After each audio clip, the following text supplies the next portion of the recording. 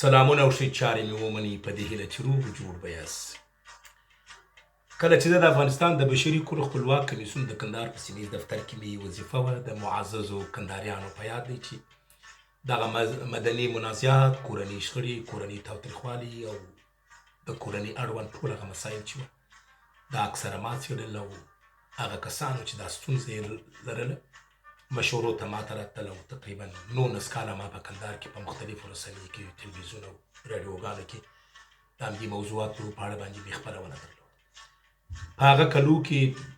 یا د نن څخه څو کلونه مخکې یوه مورجانه او خورجانه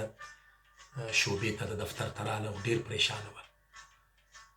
مورجانې ویل چې زما لور یې پر دې طلاقه کړې ده چې اولاد یې نه کېږي. بیا یې څو نورې خبرې وکړې. ما د مورجانې پوښتنه وکړه چې دا خو یو عادي خبره ده، کوم ډاکټر دوا درملنې ته یا دای باید بیولې وای یا خاوند باید تللی وای، ولې دا کار یې خسرخیلو نه وکړه؟ مورجانې په ژړا سوله ویل نه، دا کار خې نه دی کړی، نجلۍ یې پر دې طلاقه کړه چې ستا اولاد نه کېږي. اوس ما ډاکټر ته بوتلم، اوس اصلي واقعیت معلوم سو. بیا یې دغه ټوله کیسه ماته وکړه. یقینا ډېر د افسوس زه ډېر هغه وخت پریشانه سولم چې ولې زموږ د وطن بیبي خویندې قرباني کېږي. او په دغه ناسته کې هغه بیبي خورجانه چې راغلې وه، یقینا هغه دومره باصیرته او باعفته او باایمانه نجلۍ وه چې اندازه لري. یو په مجموع کې زما د هیواد بیبي خویندې، مندې، ورېندارګانې، لورګانې په والله د نړۍ تر ټولو مندو او خویندو ورېندارګانو باصیرته، باعفته، صابرې، د زغم نښه ډک، چې هر څه پریشانۍ په راځي دوی هغه زغمي.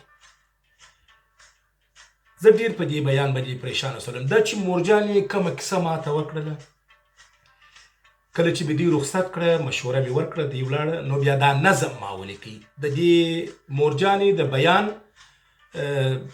ټوله واقعات په دې نظم کې ما رانغښتي دي، ځای پر ځای کړي مې دي، په دې هیله چې حوصله وکړئ، زغم وکړئ، واورئ. د نظم سرلیک دی وایي قرباني وم قرباني کړم.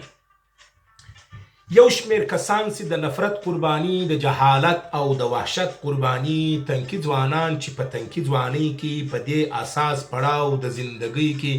د ګمراهانو د اوسونو ښکار سي، د ظالمانو په دام گرفتار سي. تنکی ځوانۍ کې شخصیت مغلوب سی، همې حیثیت همې عزت مغلوب سی، مومن انسان په ځناور سی بدل، شایسته ځوان لکه ویروس سی چټل، لواطکاران د غږ سپو غوندې دي، لواط اروپا ته د نیکو ورته دي، نسل په نسل لواطت پاتېږي، هر لواطکار ته دا عادت پاتېږي. څوک چې لواط باندې معتاد سي، یو ځل دی لوی لین او لوی شیاد به وي تل. لواط جوهر د انسانیت وځپي، پر انسان هر ډول وحشت وتپي. لواطکاران د لواط قربانیان دي، د کشرتوبه صدۍ عقدیان دي، پر حیثیت تیری د چا نه هېرېږي، د حیثیت په ضربه هر څوک ځورېږي. د لواطکار د ژوند کیسه به څه وي، د کورنۍ ژوند سلسله به څه وي. د یو سړي یو لواطکاره زوی و، یو بې حیثیته ګناهکاره زوی و. سړی خوشحاله چې مې زوی ځوان سوی، ژوند بې ورسم کړم اوس هلک لوی سوی. په معرکه ولاړی یو نیک سړي ته، کوزده یې وکړه و ګمراه غمي ته.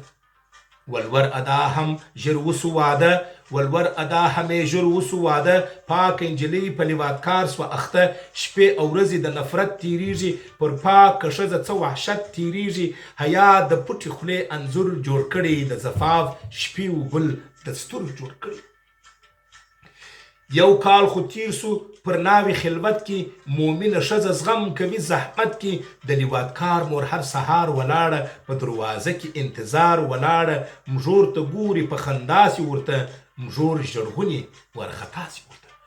د لواطکار مور ولې خاندي همیش، دې زړې ښځې ته څه چم دی ورپېش. دا بډۍ ښځه د لمسي په خاطر تل وي خندانه، د زړګي په خاطر په هر لمانځه کې په دعا وي ناسته، د نر اولاد په تمنا وي ناسته. ای لویه خدایه غمي ته ورکړې اولاد، اولاد یې ورزوی کړې چې مې کور سي آباد. یو کال خو تیر سو پر مظلومې ښځې لوی ناتار جوړ سو پر مظلومې ښځې سولې شروع د خواشي پیغورونه ښځه په پټه خوله زغمي غمونه په خپله خونه کې تنها سي ژاړي د ژوند ته مرګ د خپل الله څه غواړي زوړ کال خو تیر سو پیغورونو سره نوی کال راغی سره اورونو سره خواشې ویله بې پدر نجلۍ ای در پدري بې ثمر نجلۍ افسوس مې زما د ولور پر پیسو د واده پر مصرف او ډیرو کالو که دې پر کال اولاد پیدا نسوله زه مې غمې ته کوم بله واده